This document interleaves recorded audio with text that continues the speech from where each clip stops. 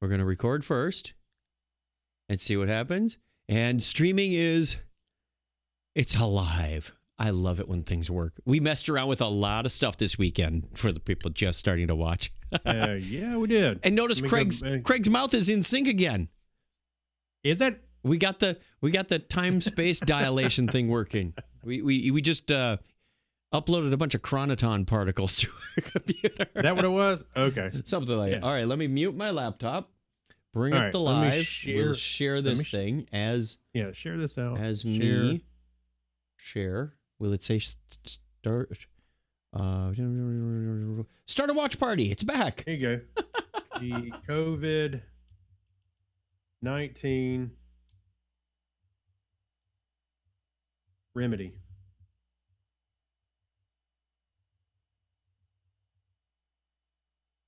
I said, stuck inside? So are we. Come join us for some fun. Mine says the COVID-19 remedy right here. Oh, yeah. You'll get a lot. Click. Want to get rid of COVID? Click here to find out how Craig's making clickbait. He's turned our podcast into nothing but clickbait. I know, right? Great. You're wearing a Service Now shirt. It's Sunday night. You're supposed to be wearing a nerd shirt. Wait a minute. Do you know how many Service Now shirts I've got now? Yes. It's hard to not wear one. Oh, come on. I've got a bigger stack of nerd shirts than I do of Service Now shirts. I could put one on right now. No, go. No. The cameras are rolling. Please don't. Maybe next time. I did just wear my Enterprise shirt. I like that one. But yeah, this one is, literally, it's like I'm getting a ratio of every 3 to 2 shirts I've got. Service Now to. I don't know, but I haven't seen any of the release shirts. Going way back, we've had Eureka and Geneva and Helsinki. I never got one of those. I have anyone. I think they passed those out at the office and maybe developers. Well, it's funny on Reddit. There's this icon, and I'm not sure. It's somebody shares a story from this website, but it looks like it says Eureka in the thing, and I keep seeing Service Now Eureka. I'm gonna have to do a screenshot and show you next time. For those of you that don't know that are watching, but Craig and I both work for the same company called Service Now, and our releases are named after cities of the world alphabetically. So it started with Aspen, Berlin, Calgary, Dublin, Eureka, on and on and on. I feel like the Dr. Seuss thing, learn the Service Now alphabet with us. And we just released Orlando in March. So we do 2 releases a year, Q1 and Q3. In September, we should be coming out with Paris. Next spring is Quebec, then Rome, then San Diego, and I don't know what's after that. I'm hoping that I just worked there long enough to get to the end of the alphabet.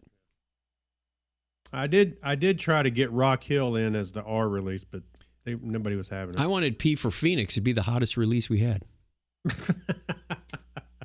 Ours would be the most humid. Yeah, ours would be the humid one, and then yours would be the hot one. All right. So that's how the show goes. Just bad dad humor all over the place. Well, that is our pre-show. I think our audio levels look good. I'm going to give one last check. All right. Check it. I'm going to bring yours up just a little if I can. Okay. Check. Just, what best place to do that would be on the gain for channel 11 and 12. 1 second. Okay. Tweak. Try it again. Come on, Craig. Oh, that was my cue. Hello. Yes. Hey. I think that's better for your level. All right. And I have my level soundboard app all at the ready to go. You already heard the rim shot. So let's get this recording in 5, 4.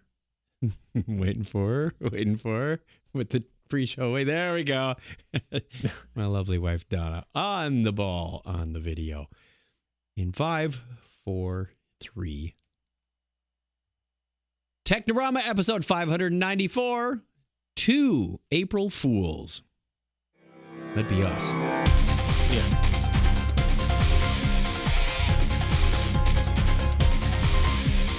Hello and welcome to Technorama. This is the show that takes a lighthearted look at tech, science, sci-fi, and all things geek. And this is episode 594. We're getting close to 600, Craig. Only 6 more to go. 6 more to go. Didn't we say it was sometime in Q2? around May or June Yeah, timeframe. that's just about right. And yeah, since so, we're all locked up and not going on any business trips, we don't have any. that means you will be here, listener, for us to be 600. There you go. Probably. Hopefully, we're not. This is still all our in plan lockdown. to keep everybody locked in so they can't go anywhere. Captive audience. That's the only way we can do it. That's right. Bolt the doors. The kids' violin concert is beginning. That's right. That's Hey, exactly my what name it is Chuck Tabasi from sunny Phoenix, Arizona, and joining me across that virtual screen right over there, as always, Craig Stepp. How are you, Craig? Hey, I'm doing great. I'm glad to be here again. Good. We collectively And I got toilet paper just so everybody, in case somebody wants. Ooh, Hey, you're we're starting a new rich. campaign. So for our patrons, if you want to sponsor the show, send us toilet paper. Toilet paper is the new oil. And what? It's the new What'd you oil. say? You know, I know people say data is the new oil. That's right. You know, I think I saw a video online. Some kids were doing had a poker game, and the guy went all in on his toilet paper. Pushed it in. Scott Tyler says you need to buy more shirts at Dragon Con, Craig, if you don't have enough nerd shirts. Oh, I like it. That's just it. I got plenty of nerd shirts. It's just that the ratio of work shirts to nerd shirts is starting to wane. So maybe I do need to up my game. Yeah, keep the stacks climbing. All right, we have some feedback this week. We asked you a question of the week last week. Let's find out what the answers are. Letters. Oh, we get letters. We get your letters every day. Mailman, mail today. Reach right in and pull one out. Those letters, I love those letters. Let's find out what you got to say. Oh boy! Mailman, mail today. I forgot to share it out. Oh, Yes, you man. did. Shame on you. Usually jump on it shortly after I do. We asked our question of the week this week. What is the best quote you have ever heard and try to live by? And we got so many of these. I think I'm going to make a calendar with 365 days of everything that everybody contributed to this. It was You could. wonderful response. I've got 70 right here. It wouldn't take much more. And I know they're going to keep responding a few more days after the show. Jeremy Oki comes in first. He says, I don't do the best because life isn't a video game with limited options, but here's a candidate. It says, perfection is the enemy of the good enough. I've also heard that as don't let great be the enemy of good. I do like that. Steve Vanderweyen says, be the ball. Right. Kevin says, it's better to be a smartass than a dumbass. That's a good one. Hey, could That's, start that's a words to podcast. live by right there. Sean says, Hey, by the way, Yeah. I would say that's good marital advice as well. no. Not sure I'd put that one in a marriage book. If you don't like where you are, then change it, says Sean. Tiffany says, everything works out in the end. If it hasn't worked out, it isn't the end. Like, yeah. True. And Heidi also agrees with Tiffany's other one. This too shall pass. So we have so many of these. I'm just going to go through different slices of people in my life. Joe from church says, if things don't change, things don't change. I like how Joan from Wisconsin and Mike from Phoenix jumped in right about the same time. It says, one day at a time, sweet Jesus. That's all I'm asking from you. And then Mike says, carpe diem. It's like, Right. seems a lot of everybody's got something to say about today. So Lisa says, be yourself. Everyone else is taken. See more. Oh, I mean, That's a good one. do not go where the path may lead. Go instead where there is no path and leave a trail. So I like hers. She's got originality written all over that thing. Lots of, yeah. So do you have one? You got one? I have to think I of got words of two actually Go ahead. that I really Go like. ahead. Huh? Go for it. All right. So one of them I recently just found says, every morning you have two choices: continue to sleep with your dreams or wake up and chase them. I like that. And the other one I like, it's like, in a year from now, you wish you started today. That's similar to the Chinese proverb, the best time to plant a tree was 30 years ago, the second best time is today. It is. Yeah, it is. Yeah. But I like it. Do I have great phrases? I've heard lots of them, and I try to incorporate as many good ones as I can. Well, it's funny because as a big of an Evernote user that you are, Yes. I've over the years I've been saving little quotes that I like. Sometimes I'll scroll through them just to maybe remind myself of something. Like if running were easy, everybody would do it. Guess what? They don't. You do. Now suck it up. I I don't collect little phrases like that in Evernote. I collect T-shirt ideas. Actually, I would argue they're probably the same. T-shirt ideas and some of his quotes. So yes. one of the videos we do for work is called Live Coding Happy Hour, where we get on Friday afternoons and we crack a drink of our favorite choice and write some code. It's a completely unrehearsed demonstration, and we call it Live Coding Happy Hour. Well, my latest T-shirt idea is it's Live Coding Happy Hour somewhere in the world. Yeah. Those are the crazy ideas that I get. The other crazy idea that I get is I seem to be getting a lot of comedic ideas when I wake up first thing in the morning last few weeks. I don't know if it's just because I'm getting more sleep or what's going on, but the one this morning was of the world's shortest episode of Star Trek Next Generation. And I was realizing that COVID is a lot like it sounds like if you said COVIDian, it would be the race on Star Trek, right? Mm-hmm. So I thought, Captain's log, stardate 58243.1. We are entering the COVIDian star system. Entering around orbit of COVID-19, Mr. LaForge. Right. Captain, COVID-19 is under some kind of quarantine. They've got a virus running rampant. Oh. Let's move on then, shall we? Engage. World's shortest episode right there. They go into the COVIDian system, can't land, so they go on to the next episode. Let's go to the SARS system. Lay in a course. What heading, Captain? H1 by N1. Engage. Sounds like a plan to me. All right. We also had a couple on the Technorama page. Let's go back to our words to live by. We had John Clifford says, timing is everything. Wasn't that a stock market commercial or something? And Steve says, it sounds like a stock investing. Yeah. Step by step, walk the 1,000-mile road. I like it. Yeah, that's a good one too. So we got a couple of good ones there.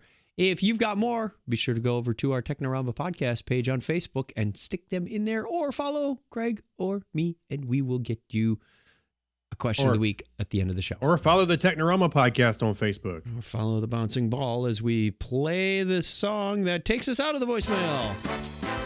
Thank you. Another letter from our listener Dave. If you want to add a question of the week, a suggestion perhaps, call us on the listener line, 707-530-2428. We'd love to hear from you. Send us an email, technorama@chuckchat.com. Hey, by the way, real quick, we had one from Elton. Elton Chapman. He says, "You never know how strong you are until strong is the only thing you have left." Nice. I wish I had one about the noisy cat in the hallway right now, but just no catchphrases that come up real quick. So we'll move on to the history segment. Yes. On this day in history for April 1st, 2020. Why does that date sound really familiar, Craig? April 1st? Yes. I have no idea. Oh, some kind of joke in there somewhere. This is the 92nd day of the year in the Gregorian calendar. There are 274 days remaining in 2020. It was on this date in 33. According to one historian's account, that makes it real. According to the internet, 33. Jesus Christ's Last Supper was held. April Fools. Oh. Yeah. And April Fools, 1826, Samuel Morey received a patent for the compressionless gas or vapor engine. Just take your pick. Well, and it's compressionless, so it's not an internal combustion engine. But 1826, and they're messing around with this stuff. Pretty cool. Yeah, it's cool. It was on this date in 1854 that Charles Dickens' novel Hard Times began serialization in his magazine Household Words. Kitchen. And that same date in 1891, the Wrigley Company was founded in Chicago, Illinois. Ah, that's where we get Wrigley chewing gum, Wrigley Field. Mm-hmm. You get the idea. There's also one of the Wrigley's, Wrigley Brothers? There's a Wrigley Memorial on Catalina Island, I found out at Christmas time. It was on the same. Oh, we already read that one. It was on this date in 1954. The United States President Dwight D. Eisenhower authorized the creation of the United States Air Force Academy in Colorado. I've been there. You have. And I've been there. Saw the cathedral and all that stuff there. It's pretty cool. 60 years ago today, the Trios 1, T-I-R-O-S. Trios satellite transmitted the first television picture from space. Okay, 60 years ago would have been 1960. Very cool. Yes. Also on April 1st, 1969, the Hawker Siddeley Harrier. What does a Harrier make you think of beside the bird of prey? It was the first operational fighter aircraft with vertical/short takeoff and landing capabilities. It entered into service on this date with the Royal Air Force. And the first time I saw one of those things, just read about it in school, I thought that was amazing. Goes up and it was also on this date in 1970 that the first of over 670,000 AMC Gremlins were released in North America to compete with Ford import cars. And guess what? My family had 2 of them. You had 2 Gremlins? 2, not at the same time, but yes, 2 different Gremlins. Oh, A okay. purple one, Was and the a green one, I think. Pinto already in there? No, not a Pinto. On April 1st, That was another. 1970, President Richard Nixon signs the Public Health Cigarette Smoking Act into law, requiring Surgeon General's warranties on tobacco products and banning cigarette advertising on television and radio in the United States, effective the 1st of January the following year. Hey, I remember that. And April 1st, 1976, Apple Inc. was formed by Steve Jobs, Steve Wozniak, and Ronald Wayne in Cupertino, California, USA. Ronald Wayne is kind of like the Pete Best of Apple. He's the 5th Beatle, kind of. Right. Yeah. It was also on the date of 19... Yeah. Who's our third wheel? Brian Brown? Yeah. Let's go with that. Yeah.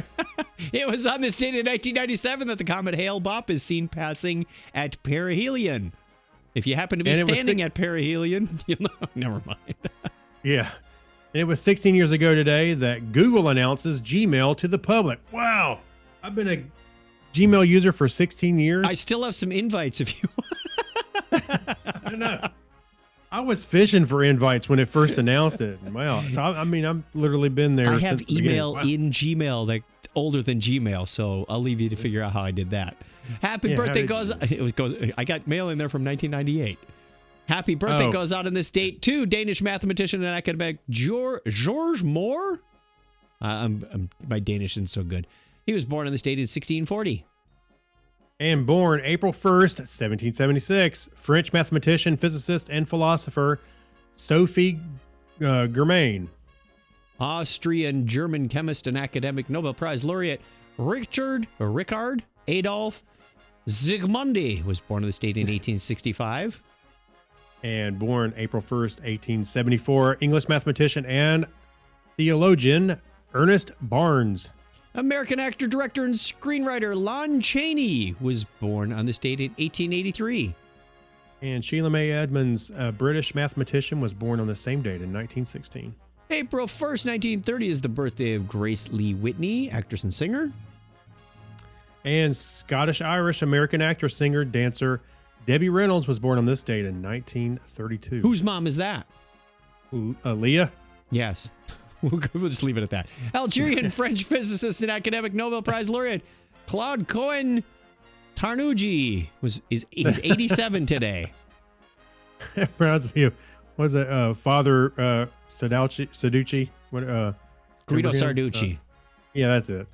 Also turning 84 today is Indian-Pakistani physicist, chemist, engineer Abdul Qadir Khan.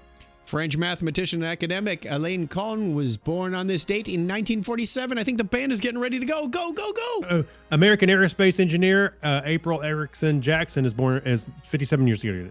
57 today. I can hear as I was listening in the background. That's the way it was on this date in history for April 1st, 2020. No joke. We still got the listener birthday, so we didn't quite make it. Close enough. There's like some subliminal thing in there that knows that loop is going to end at some point. Hey, John Miller Jr., I do know that Debbie Reynolds is Carrie Fisher's mom. She's also Leah's mom, And Carrie sort of. Fisher and Her brother. I can't remember his name. you go look it up. Well, I'm I reading gotta the look it listener up. birthdays. Listener birthdays this week include Brian Kay on the 4th. Also on the 4th, Joel McLaughlin. On the 5th, we have a plethora of birthdays. Chad Davis, John Isler, the immortal Griffin Sylvester, Martine Theismans, who's Yorka's mom, is on the 5th. Ringmaster Greg is on the 5th. On the 6th, we have Trevor Latecki and none other than Paul P.C. Herring on the 7th. Happy birthday to all of you. If it's your birthday this week and we didn't give you a shout out, we wish you all the best, even if you're stuck inside, like all the rest of us. Yeah, like the rest of us. Or like you should be. People asked me last week, hey, what'd you do for your birthday? I said, I thought we'd just do something different, have a nice quiet evening in. Yeah. Hey, there was somebody from old job. She said she was having a stay-in date night with her man. You know, and they did a selfie. Yes. I said, just remember to stay 6 feet away from each other. You're right. said Carrie there's Fisher no way and of that. Todd Fisher. Yeah, it's my Todd parents Fisher. even put that in my birthday card. They said, son, we're so proud of you, and all this typical birthday card stuff. That and you know. Todd Fisher. And stay 6 feet away from each other. Yeah. Okay. Yes, sir. Craig and I are well outside of that. If you want to get on the birthday calendar, we didn't finish that up. It's on the bottom of the screen. You can see it right there. But you can also go to, if you're listening to this, chuckchat.com/wiki and get your name on there, and we will give you a shout out at the appropriate time of year. Thank you to everybody who did that. All right. News. I think we have. Let's do it. Impending news, everyone! Okay.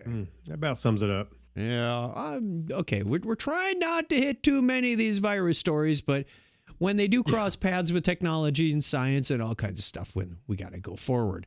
So AI can help scientists find a COVID-19 vaccine. We talked a little bit about some of this last week. Yeah, I was going to say, we talked about, maybe not last week, it was the week before or so, we talked about using AI to really hash out some drugs for certain diseases and whatnot. And I remember thinking, why aren't they using that for this? And apparently they are. Oh, and AI was also we were talking about how it made every musical score or whatever it was. Yeah. So if it's not copyright issues, it's vaccines. Behind the scenes with AI. I'll take this first one. How about that? Go ahead. So AI has gotten something of a bad rap in recent years, but the COVID-19 pandemic illustrates how AI can do a world of good in the race to find a vaccine.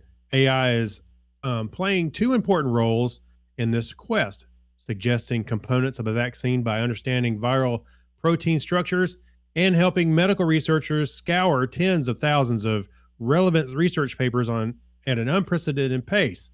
Over the last few weeks, teams of the Allen Institute for AI, get it?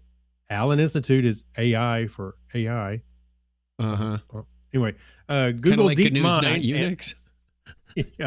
and elsewhere have created AI tools sharing shared data sets and research results and shared them freely with the global scientific community. So vaccines imitate an infection, causing the body to produce defensive white blood cells and antigens. There are three main types of vaccines: whole pathogen vaccines, like those for the flu or the MMR, whose killed or weakened pathogens to elicit an immune response. Subunit vaccines only use part of a germ, such as a protein, and nucleic acid vaccines inject genetic material of the pathogen into the human cells to stimulate an immune response. The later of this type vaccine is targeting the COVID-19 that began trials this week in the United States. Ooh. AI is useful in accelerating the development of subunit nucleic acid vaccines. So I thought that was There's two pretty different amazing. types. It's helpful in the development of subunit and nucleic acid vaccines. Did I not differentiate? You skip that? the and. You put them together. Craig Who is cares? useful for accelerating the putting together two different The vaccines. description of the. Just throw the whole book at them. We got to get rid of this thing one way or another. That's So, right. Yeah, very cool that we can use this to help narrow that down. Hopefully we'll get something to you quickly. Thank you, AI, again.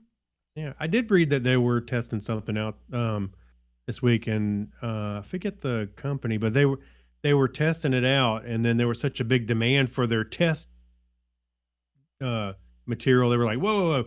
They had to reclassify it. So I guess as to make sure everybody understands it's experimental. At least that's what it looked like by the description they were trying to reclassify it at. But hopefully it'll pay off. I want to give a special thank you shout out to Clinton Alvord, who put out a Twitter and Facebook message today. And Craig and you and I, seems like there's a lot of people asking questions about starting a podcast lately. Yeah. So Clinton said, hey, I'm not fielding my share. I don't know about you, but I've been getting questions about it. People asking more questions, not necessarily about a podcast, but audio and video productions and whatnot. So if you want a good place to start, we got a book called Podcasting for Dummies. It's been on every episode like for the last 6 years, right behind my I've head. gotten a lot of questions about video, especially video, because everybody's, lots of churches are in different organizations are doing stuff online. And then, now I'm like, hey, where were all these people in 2005 when we started? Well, it's a sign of the times that we have to adapt, because a lot of these people that were doing interaction, I mean, our church is doing online services. We're doing a lot more of this at work. Our entire conference is going digital. So yes, it opens your eyes to new opportunities. I was doing I think I mentioned this last weekend. We're doing a lot of our developer meetups remotely. So Thursday the 19th, I was in Vegas, then went right to Phoenix. I can't do that in real life. Tuesday, I was taking a flight. Tuesday, I was in Oslo. Thursday, I was in Atlanta, and I got 0 airline miles out of this. But it was nice to be able to interact with all these people remotely. It opens your eyes to new opportunities, and actually, there are some benefits to doing this way. So, and even our scout troop is doing an online meeting tomorrow, and I know we're not the only one. There's a bunch of them doing that, and of course, school. Everybody's using Zoom. People are doing happy hours, just getting friends together. We got a Bible study on Tuesday that's going to be done via Zoom, was it? Facebook Messenger. We'll see how that works out. So, meanwhile, us podcasters have been doing this forever. I do want to throw this out there. You know what's funny is for a long time, when we were both kids, there was always the promise of video conferencing, and we have telephones with screens on them, and we can see each other talk. And I always kind of wanted that for the longest time, and then all of a sudden we're doing it, and it kind of snuck up on me. I'm like, oh, we're doing that, And now you're wishing you didn't have it. Yeah. Now I wish I didn't Can't have get it. anything done. People keep calling me. No, it's just one of those things that it slowly became the norm that I totally forgot about the dream I had. It's what I wanted back in the day. Every once in a while, you got to step back and appreciate technology and just go, wow, how is my image being captured and sent to you, and we're having this conversation, and it's all happening over electronic means, and people are watching us have this conversation. We're recording it, and then we'll distribute it. Like, wow, there's a lot of stuff that happens in there that's really kind of wacky. But it also makes me kind of chuckle inside when you hear newscasters or podcasters go, ladies and gentlemen, apologies for the lower quality. We're having to record some of this out of our homes. I'm like, I have really good quality at home. Like, somebody doesn't understand that content is king, not necessarily the quality. Well, no, but it's funny because they think that I don't know. I appreciate having the setup that I've got in the house that I can do this. In fact, some of the people from work have been asking me to do voiceover work because they're not in the office. I go, oh, we got this script for a video. Can you just record this for us real quick? Sure I can. Yeah. Because what I've got in my house is usually better than what they got in the office, but never mind. I think Todd Cochran summed it up really well when he said, that podcasters have been doing this for a long time before this thing ever came along that said, oh my gosh, I need recording and broadcasting equipment at home. Got it. Done. Check. Move on. Yeah. So why isn't Arizona Republic or USA Today or somebody calling us, Craig? I know, right? Well, I think back of when we first started and we were trying to figure out how to do a Skype call and where it works right, going Oh back my and gosh. forth, how to do video. And you know what? I think about it now. I think how exhausting that was. Exhausting. It was technically hard to figure out because I Well- mean, I was literally wired into my Yeah. seat. I had wires in front of me, behind me, and because I Oh, was yeah. hooking things together, it was really shoestring because we It didn't was have a- any budget to invest in at the time. But all right, Well, should we go that's on? part to our, of it, but yeah. Should we finally get to our second story? Why not? What the hell? Let's do it. All right, this is first U.S. Space Force mission launches from Cape Canaveral. Wait a minute. Space Force. Space. Yeah. Even during a global pandemic, U.S. national security launches must go on. On Thursday, United Launch Alliance launched its first communication satellite for the now U.S. Space Force. And it's designed to help troops around the world. Engineers worked to resolve a hydraulics issue that caused a hold on the 2-hour launch window. Atlas V launched at 4:18 p.m. with 6 advanced extremely high frequency or AEHF satellite for the U.S. Space Force's Mission and Missile Systems Center from Space Launch Complex 41 at the Cape Canaveral Air Force Station. The AEHF, that really needs to spell something. What did you call it? AEF? Haif. EEF? If it's Latin? Haif. EEF. It's like The AEHF. You got a problem there, buddy. You stepped on a Muppet or something. The satellite system was developed by Lockheed Martin and provides communications for Strategic Command and to all U.S. military branch soldiers around the world. This is the final satellite in the constellation. It takes hundreds of people to see a launch through for a successful mission between launch operators, weather engineers, communications, safety personnel, environmental, security forces, and other, according to the commander of the 45th Space Wing, Brigadier General Doug Scheiss.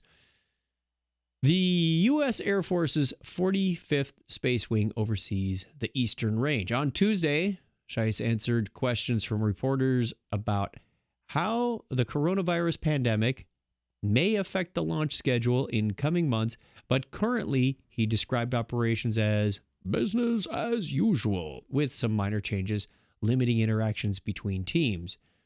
So good on them. You got the rocket up. I Yep. guess you could push the button from even your home. The Space Force is well on its way. Good to see it. I can't wait till they start taking on the Martians. They'll probably quit taking off, sending up rockets when the ratings drop. Nobody wants to see it. What's the point? Space Force. Here comes a car with a dummy in it. We're being attacked. Attack him. Yeah, that's right. It'll be like Star Trek 3, where the Klingon was just shooting space garbage. Pew, pew, pew. We just shot the Tesla for fun. That would be funny. Superimpose that in Tesla coming. All right, next story. All right. So let's take a look. Let me pull that up. So now that we got the virus going on, there's not a less foot traffic on the street. And less street traffic on the street, too. What did I say? Foot traffic? You said Street foot traffic. Yeah, both. Yeah. So seems like the wildlife is getting a little more emboldened and wants to encroach into our urban areas. So as cities around the world mandate lockdowns, quarantines, and social distancing, social media posts about animals frolicking through deserted cities have enchanted people anxiously seeking silver linings. I've been seeing some of that on Facebook, too. We had a picture of a lady with a wild turkey in her backyard. I We saw had somebody with deer noticed- running down their street. I saw somebody posted a picture. They had the mirror on their car was folded in, like Yeah. you can fold them in, and it had a bird that already set up a nest in the Oh, because they haven't left anywhere, gone anywhere. the car hasn't gone anywhere. Yeah, There's been you got to watch out if your car is outside. Check your engine compartment. Something may have crawled up there and made a nest. That's a good point. That's actually that's a good. Thank you for that safety point. PSA. Chuck. That's right. It's been known to happen. You don't want to have burnt raccoon as you're going down the road. There you go. There's a picture of this article that says that in Nara, Japan, sick deer were wandering through the city streets and subway stations. Raccoons were spotted on a beach in an emptied San Felipe, Panama. And turkeys have made strong showing in Oakland, California. Wow. Have you watched that show? I think it was on National Geographic a number of years ago called Life Without People. It was I kind of recall it, but I never watched it. If humans disappeared like right now, what would happen in 1 day, in 30 days, in 10 years? And they've got some of this to go along because there's been abandoned warehouses, abandoned cities like Love Canal from the pollution and whatnot. This is what it kind of reminds me of. Day 14. The deer are returning. Yeah. Yeah, the trees are all happy. The kestrels have set up a nest in my bedroom because the windows are out. Yeah. I mean, I can, you know what? I imagine if life just disappeared, it would take 30 days or more before wildlife starts to encroach a little bit, because I would think that they have to get used to the idea, okay, maybe it's safe, and they start moving in a little bit more. I'd imagine about 30 days, no more than 60, it'd be pretty prevalent. I think as soon as you had a breach in a structure, like you had a window broken or a leak in the roof or something would move in there pretty darn quick. Yeah, well, they birds want to get out of the elements. It's great shelter. Mm-hmm. Why not? So, yeah, I could have a Javelina homestead. Who knows? But anyway, go scroll through this and you can see there's a couple of pictures along with this article talking about this. So it's kind of interesting. I don't know. I'd like to go see that special you're talking about. What was it? Net Geo? Life After People, I believe. And they did various areas and regions. You got to see Paris. I forget what some of the other ones were. And then they would take you to some of these. It was on the History Channel. Okay. It was a History Channel? Thank you. Yeah. Who said that? Thank you. All right, let's take a quick break. We'll be back with a Remember When, a few shout-outs, Media Corner, and the Geek Library. So stick around.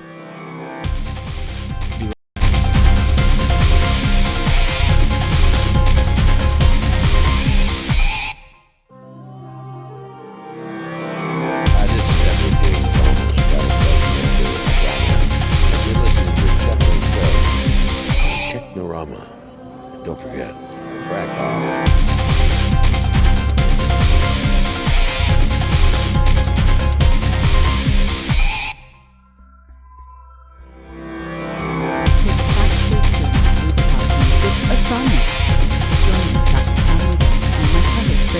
Publisher of Universe Today, as we discuss not just what we know, but how we know. Topics range from dark matter to giant Plutos and beyond. Get your episodes today at astronomycast.com or look for us in iTunes.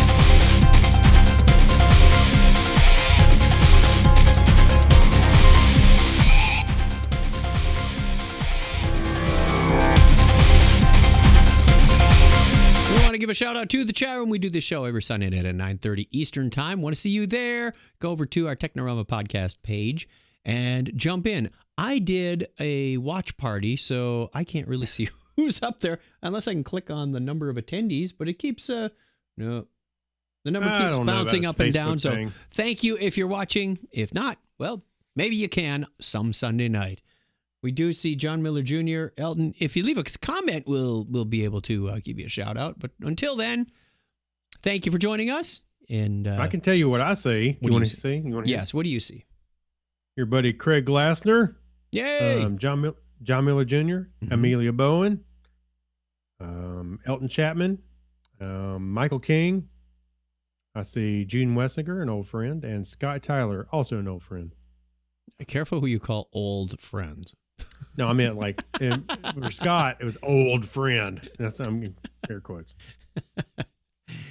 Also, let's do a story real quick. We have a Remember When. Oh, we get to play the Remember When song. All right. I think this one's your turn. Or did you do? Which did you do? You did with the deer the last one? Yeah, you had the Easy deer. For you to say. Okay. I did the deer one, but that's okay. I don't mind. Scientists found a secret in old Voyager data. Voyager 2 to be precise, not Star Trek Voyager. This is why we need to return visit to Uranus and Neptune. Only one spacecraft has flown near Uranus and Neptune, the mysterious ice giant planets on the edge of our own solar system. Yet the wealth of data captured by NASA's Voyager 2 spacecraft some 34 years ago is still revealing tantalizing hints, and reminding scientists of why we need to go back. Voyager 2 flew by Uranus in 1986, it feels like yesterday, and now thanks to a little blip discovered in some data, NASA scientists know it also flew through a plasmoid. Wasn't there a DJ named that at one point? That was my DJ name. I'm Plasmoid J from outer space. I come to rock the human race. Anyway. I don't know where that came from. It was just right there. I like it. A plasmoid, for those of you who are off track like us, a plasmoid is a giant magnetic bubble that likely pinched off part of the planet's atmosphere, sending it out into space. They found it while looking through old data to find questions they wanted to answer on future potential missions to Uranus. It's not unusual for planets to lose their atmospheres. It's like old guys with their hair. Venus, Jupiter, Saturn, and even Earth leak their atmospheres into space. According to NASA, over time, this can cause a big impact to a planet. Take Mars, for example. The red planet lost its atmosphere almost entirely over 4 billion years. Mars used to be a wet planet with thick atmosphere, said Gina DiBracchio, space physicist at NASA's Goddard Space Center and project scientist for the Mars Atmosphere and Volatile Evolution, or MAVEN, because NASA likes making up those acronyms. It evolved over time to become the dry planet we see today. DiBracchio and her colleague Dan Gershman study planetary magnetic fields and the way they interact with the sun. Planetary magnetic fields act like gatekeepers. You shall not pass. At times protecting their atmospheres from the stream of solar wind released by the sun, but they can also allow atmospheres to escape as lines in the magnetic field tangle together. Oh, not tango. Tango together. Okay. Yeah. So this is the working theory of why Mars is so dry and desolate, because its magnetic core settled down. In other news, yes, hey, it's in liquid other core. news, Sorry, yes. What other Uranus news? is leaking gas. So is Taco Bell, but nobody talks about that anymore. Seriously, there was the other story. It was, kind of on this one. Uranus is leaking gas. Mm-hmm. Uranus is not doing itself any favors. If I give you one of these, will you stop? Yeah. Okay. Quick thank you to the patrons. Since we're at that point in the show, let's give a quick shout out to our patrons who help pay the bills. No, they do pay the bills for this show. Everything for the last couple of years has been funded entirely by our patrons, and thank you very much. We're not getting rich. We're just able to get things like little push buttons so we can do the video easier. Thank you, Kyle Nishioka, Abner Braverman, Ben Vaughn, Mike Wills, Night Gig Studios, Gary Lindros, John Clifford, Leon, John Noble, Chris MC. Boy, we really appreciate this with everybody still contributing. Alexis Duran, Saturday Morning Media. Wait, that Alexis Duran? That one. 80, dude. That one, okay. Steve Therian, Yorga Sharawan. Happy birthday to your mom, by the way. Don't forget, send her a card. Amber Elstad, Harold McKinstry, Amy Bowen, that Amy Bowen, the one that's online right now. Denise Inglis, Stephen Wetchy, Dean Jensen, Dandy Mancoyer, NCAF1, Christina, and Brian Brown, the third Technorama. The third Technorama? Oh, yeah, that's right. No, he's the fifth one. There's only Beetle. There's only two of us, but he's the fifth one. Ooh. Ow. If you want to become a patron, you can go over to patreon.com/Technorama podcast for as little as $1 a show, and you get your name shout out. You get the free content. You get the extra content that we make just for our patron members. They have a whole special feed just for them. So every time we do one of these, we do one of those. And that's their special. I still need to get the postcards sent out now that I'm out of personal quarantine. So make sure you have your postal addresses on patreon.com, and we can send those out to you, Johnny, pronto, because we did those on the Star Trek cruise almost a month ago. So we better get them out soon. Now they're going to turn into Christmas cards. They're disinfected, by the way. Yeah, I wiped them all down. Yes. The ink is all smeared. I washed them for 20 seconds with hot soapy water. He boiled some water, stirred them up, cleaned them off, let them dry out in the sun. Made postcards. So good luck reading them. like reading the letter on the Jerk. Oh, Dear I forgot to do Maven, bleach. Yeah. Yeah. Doug found his special purpose. I have a special purpose. It's pretty much this show, just pop culture references right and left. If you haven't watched before, you haven't missed much. It's all like this for the last 15 years. I was just noting you can go back on our Facebook page and see the same thing for the last Pretty much. however many years. Pretty much. Yeah. If you're not a fan, well, thanks for watching anyway. Yeah, that's right. We're just two nerds hanging out and having fun and looking at goofy stories. But we have another story coming up in the Meteor Corner. Oh, we'll play the Meteor Song. Welcome to Blockhead I kind of want to do Hey, this. where can I find some good information about music and TV and videos and things? Over here, in the media corner. I kind of want to do You this. wanna- So tell us. You want to do this? All right. No, not the story, but I want to do what the story says.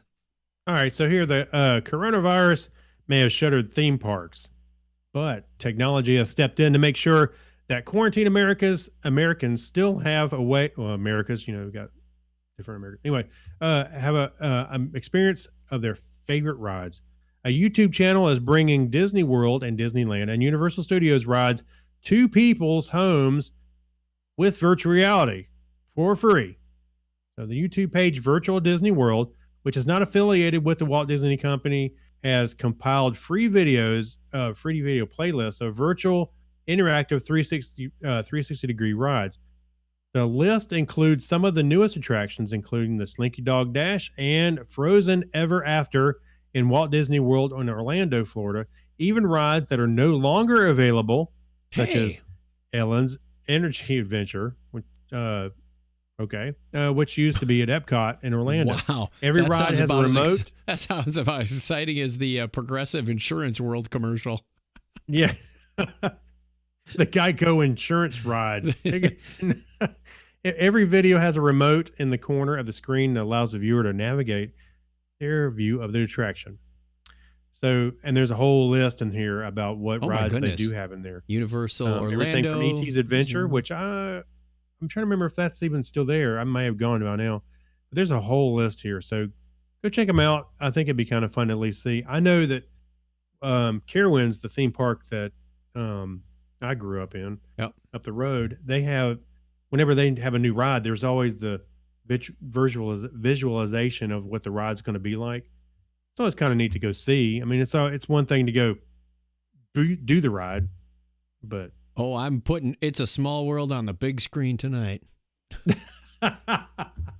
hey, brace yourself, Donna. If you're interested, go over to SaturdayMorningMedia.com, and our good friend Grant Pachoco has a podcast called Attraction Checklist. Episode 91 just came out. He goes through, and you can hear in stereo the audio of going through these rides. So it's kind of a theater of the mind thing. If you've been on them, you can picture what's there. If not, it's kind of interesting to go through. And then he has a little talk afterwards. So it's a lot of fun.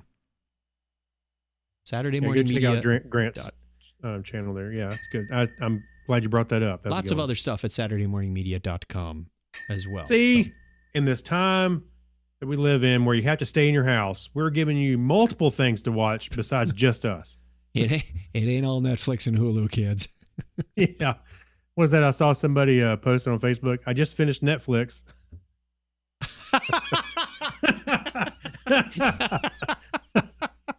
I was like, Yeah. wow. I'm done with YouTube. Yeah. What do they get in? Something like 500 hours every minute of content. That's ridiculous. Yeah, it's some ridiculous number. I'm watching at double speed. Yeah. I'm kidding. done with Netflix. All right, Done with one Netflix. more in the Geek Library if my counter is correct. Ooh, here we go. Music.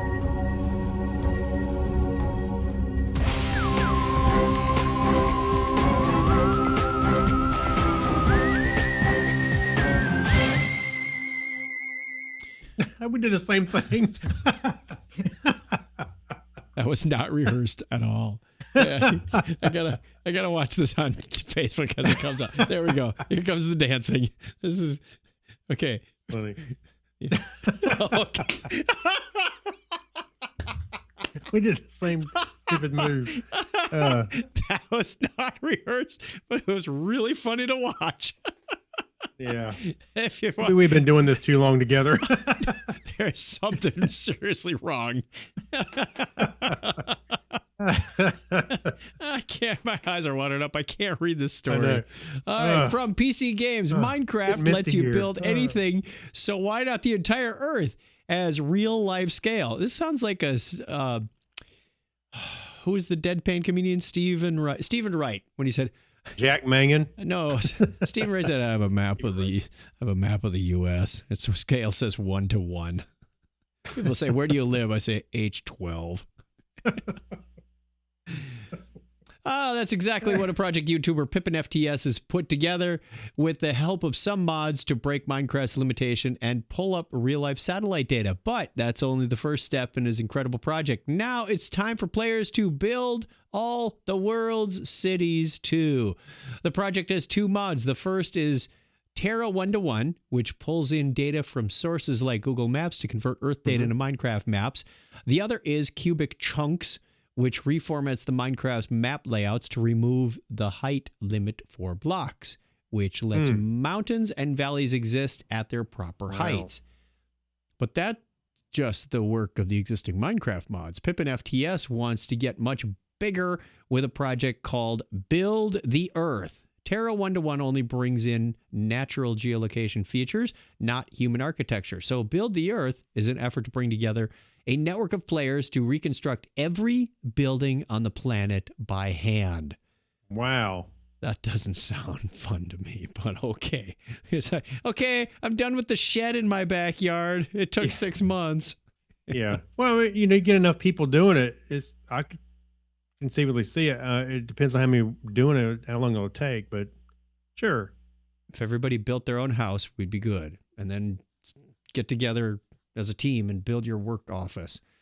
It seems impossibly ambitious, but the video announcing the project via Eurogamer now has 5 million views, and the Discord where builders are organizing is nearly 40,000 members strong. Oh, that'd be a fun one to read as things go flying by, wouldn't it?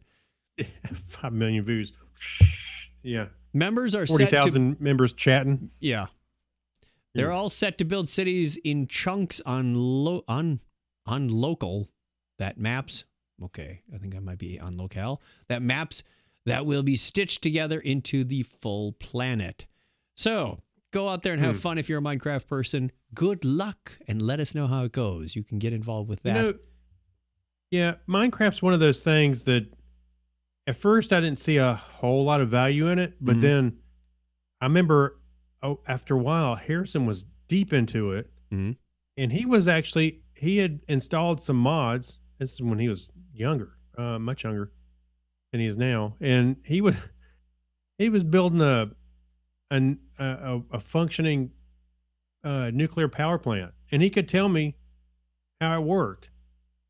I was like, okay, I'm seeing the value here because he's understanding the concept of a nuclear power plant, and he's got the water and the steam and everything, and here's the turbines. I'm like, wow, he's really I understood it. I mean, not that complicated, but you get the idea. I thought it was really cool. Very cool. Yeah, it's pretty amazing some of the stuff people have done in Minecraft. It is. I've seen some pretty impressive stuff. It's not for me, Jen. No, it's not for me, but to pull in data from Google Maps and whatnot and try and start mapping it out to blocks. That's not, I don't know. I wouldn't know where to begin. Is it one of those, why you climb the mountain? Why would you build the earth in Minecraft? Because it's there or because you can? I don't know. Well, what do you do when you're done? Open source. Yeah, some of the best software is built that way. So why not? Yeah. Linux. Look at the Linux kernel. Because you can. Yeah. All right. You couldn't afford. Our question of the week as we wind down this show is, what doesn't exist anymore but should? Ooh. Please don't say dinosaurs. No. Let's Dinosaur. not What bring back the doesn't exist raptors. anymore that should. Unicorns. Rotary phones. We No. did a story on that last week. Yeah, we'll pass on the rotary phones. Okay. You think about that. We'll post it to social media. Craig Glassner did pop in and say, hey, Craig, did you ever enjoy your visit to Consolation? If you don't know what that is, go over on Facebook, and look for Consolation 2020. It's the con that was canceled before it even started, or before it was announced. That's what it was. Hey, the other night I did post something on the Consolation. It's a Facebook group, so go join it. The Yeah, you people that mentioned it post last stuff week. there all the time. Your coronavirus playlist. Oh, did I post that on the Yeah. talk about that on the show? Yeah, and then you made Yeah. a playlist on Spotify. When we got off the show, I remember thinking, I started scanning through it. I saw a little pattern. So I bet I had when I say pattern, there was more comments than there were the number of songs. So I kind of built out what I saw. I bet I had I'll tell you real quick. I had a playlist of the Consolation 2020 TV theme karaoke. I had there's a 37 songs in here. So there you go. I'd love to participate in the discussions. I think they're very good, insightful, bright, witty, fun questions. But when I see things like 938 comments, it's lost in the noise, and all I'm going to get is overwhelmed with notifications about that thread for the next 6 days. Going, I'd like to keep in touch with my family a little more than getting notifications about 1,500 other fun. people.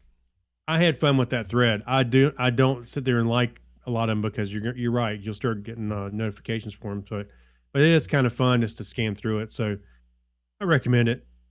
Consolation 2020. CON. Consolation. And All right. yes, John Miller Jr. says so. The Consolation had a cancellation. Yes, one became before the other. Brings us to the end of the show. Don't forget, you can get in touch with us on the listener line, 707-530-2428. That's 707-530-CHAT. You can also send us an email, technorama@chuckchat.com. We look forward to hearing from you because we know you're not going anywhere. Yes. Hopefully you're not. Yeah, hopefully you're not, except to the grocery store or one of those critical services that's still open. Or just go over to our website, chuckchat.com, click on Technorama, and you'll find out everything you need to know that's there. You want to start a podcast? Podcasting for Dummies. Ding! Here, one more plug for that. Or reach out to one of us. We'll point you in the right direction. Until next time, and you'll still be here, and we will too. Give us a binary high five, Craig. All right. Nanu. Oh, wait. 101.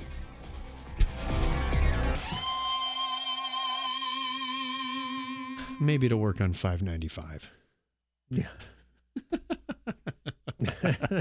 And we have stopped recording. Going There we to go. greet everyone who is watching us on Facebook, and thank you on YouTube if you're watching this afterwards as well. Thank you for watching. Thank you for supporting us. We greatly appreciate it. Hope everybody in your family is doing well. Stay healthy. Wash your hands. All that good stuff that we've been talking about for the last few weeks. Social distancing. Enjoy your podcasts.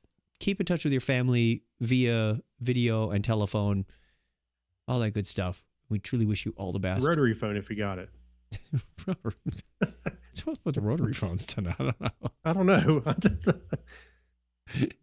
And we will talk to you later. Thank you. All right. And good night. Bye. Good night, everybody.